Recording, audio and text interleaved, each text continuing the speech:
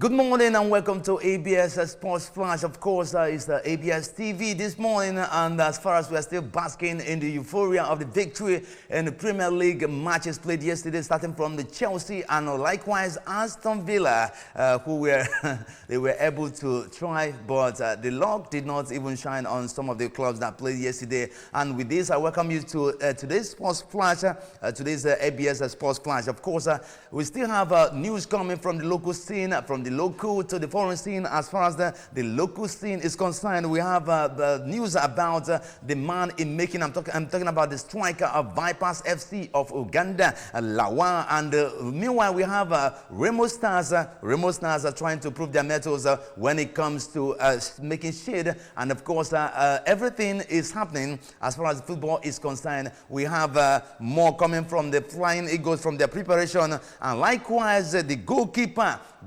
of some of the Nigerian clubs gave us hint about their club movement right now. And from that, we move over to Super Falcons, Chelsea, Fulham, and of course Salah, the Liverpool man in making. Though they have so many matches to play today, because we still have other Premier League matches. And but now we are going to start with the local scene and the news we have for you.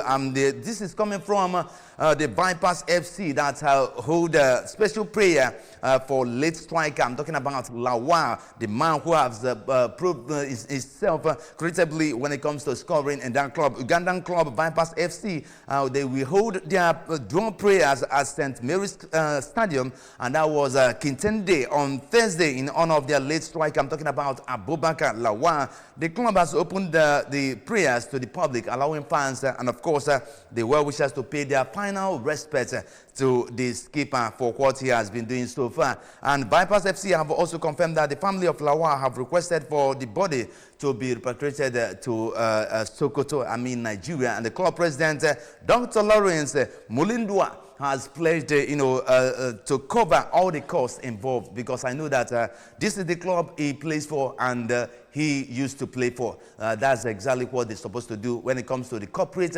social responsibility. But I believe me that the club president means so good for this keeper. And of course, necessary documentation is currently being processed, according to what he said. And Kaijansi Police Division is investigating the circumstances surrounding the tragic death of the former Kano Pillars player who allegedly fell from the third floor of the Voice Mall shopping arcade on the Monday morning.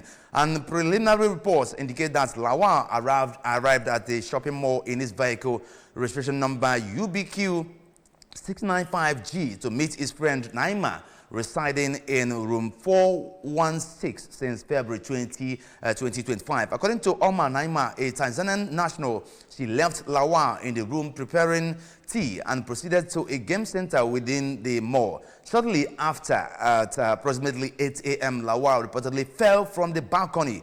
He was rushed to Entebbe Referral Hospital, where he was pronounced dead. That was a tragic loss. And items belonging to the deceased, including the 2 smartphones, a pair of open shoes, headsets, a training kit, and chargers were recovered from his black backpack. As part of the ongoing investigation, authorities are retrieving CCTV footage and conducting thorough interrogations to establish the exact circumstances surrounding the incident. It was a tragic loss, of course, for fans of Kano Pillars, and I equally commiserate with them, because I know exactly what it means to lose your striker, and that valuable one for that matter. So let's give them that, prayer, because I know that this time around they deserve it. They need it most, especially from the family of Lawa. And on this note, let's observe a minute silence.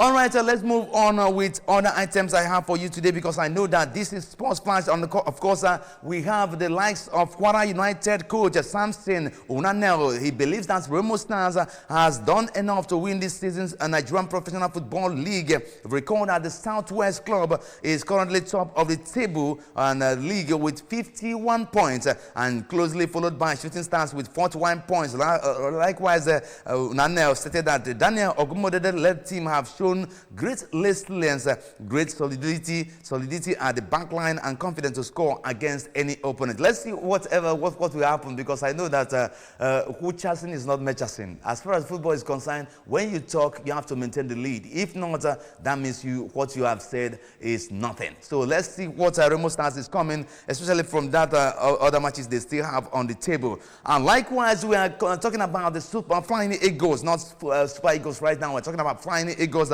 for the match they are rightly preparing. And John Obu, as the former Flying Eagles coach, has charged the current Nigerians under-20 national team to focus on qualifying for the 2025 FIFA Under-20 World Cup during their first the match they will have in Cote d'Ivoire before setting their eyes on winning the tournament title. That's exactly the admonition from Obu. And Obu, who guided the Flying Eagles to the quarterfinals of the 2011 FIFA Under-20 World Cup in Colombia after leading them to victory in the 2011 African Youth Championship, now Under-20 AFCON in South Africa, emphasized the importance of prioritizing the Under-20 World Cup qualification. Of course, they say that this is exactly what they need to put their heads on when they get the title from the tournament they are preparing for, because I know that one is very important for them, and not winning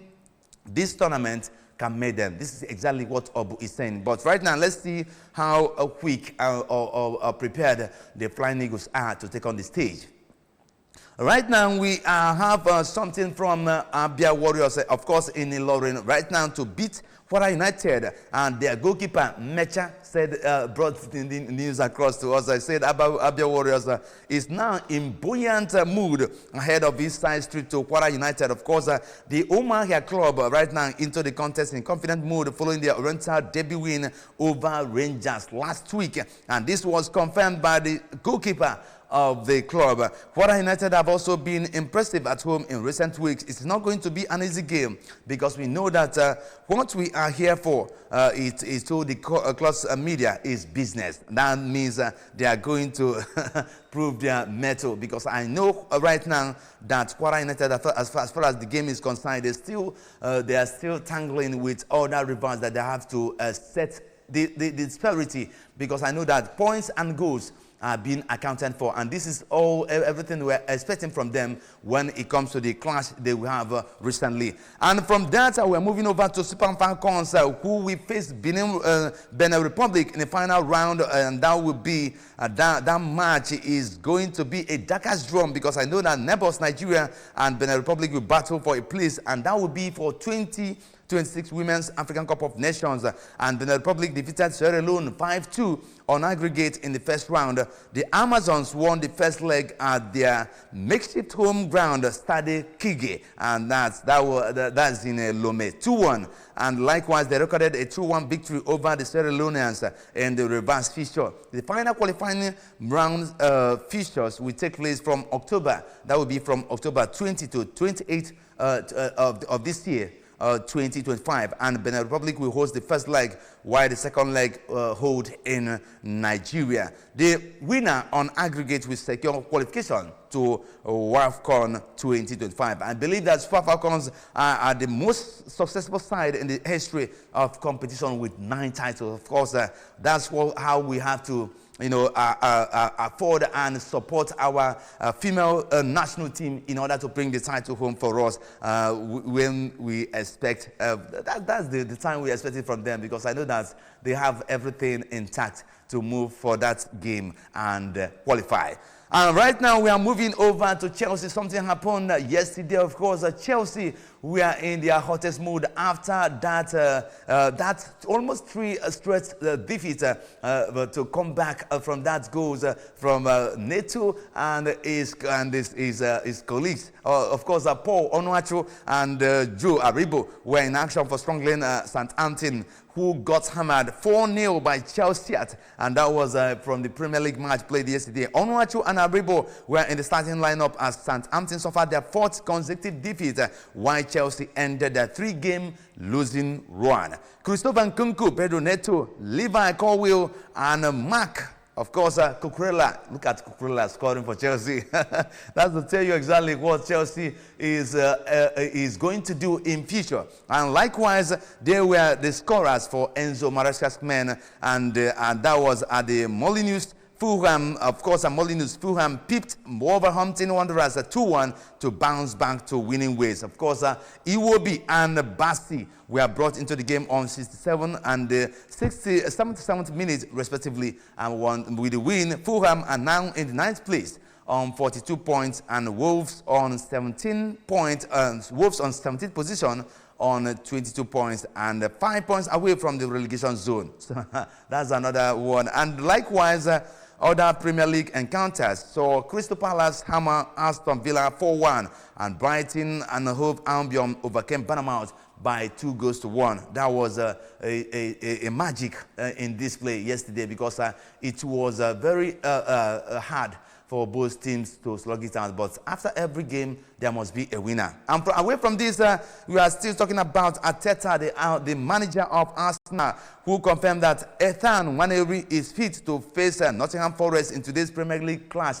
And that match is coming by 8:30 p.m. Of course, you have to be there, because I know that so many things are going to happen. Likewise, Arsenal right now, they are fighting for that striking form. They are trying to afford many injuries they have, but I don't know whether Nwaneri is going to be alone in that front, trying to put things different for Arteta today. But that match is coming up. But I believe that Awoniyi, as far as the Nottingham Forest is concerned, is not going to take it away from them, because he's there in making, and equally is going to start today's match. Looking at the form of the skipper, Nwaneri and Awoniyi, let's see exactly what comes out from that match. And looking at looking at what is happening right now, Arsenal have given Nwaneri the green light to be available for today's Premier League clash against Nottingham Forest. Of course, Ethan, he was just cramping, and obviously his loss has been very different in recent weeks, but he's fine. I think he's going to do it. He's going to do it very well.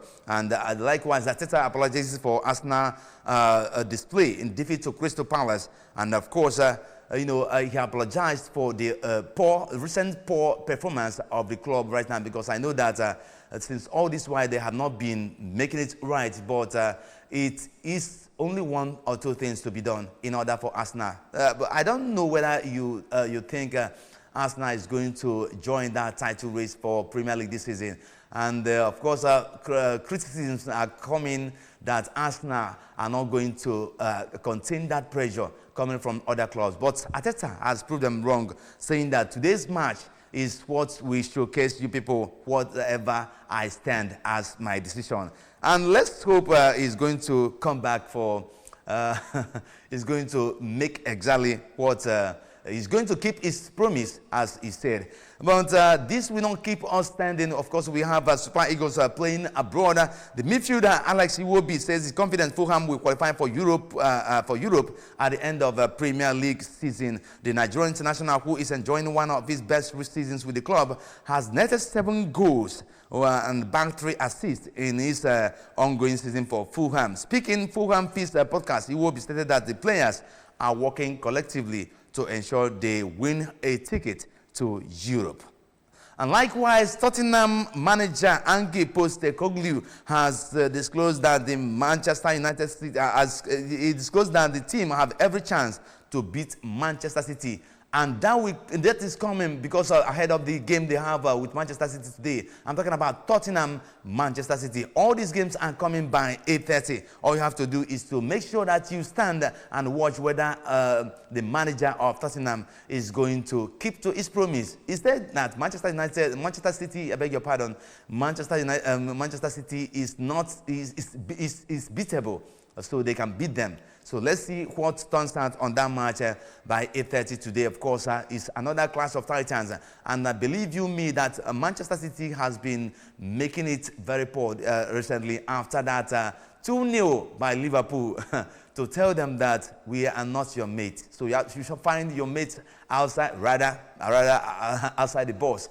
And Tottenham, of course, they have what it takes. I think is going to be another hard game and the Premiership today. But let's see what will happen.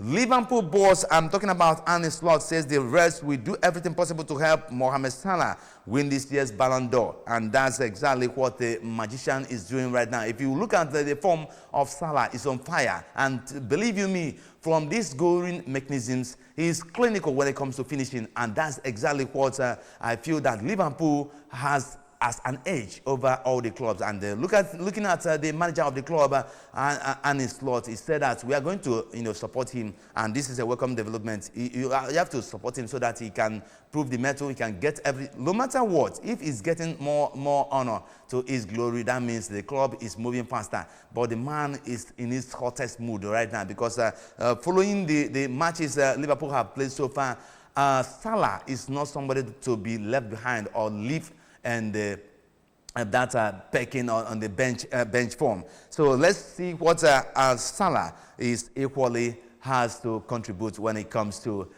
playing for his keeper, Liverpool. I think we take a short break here. When I come back, we go over to the final segment of the program, Sports Flight this morning.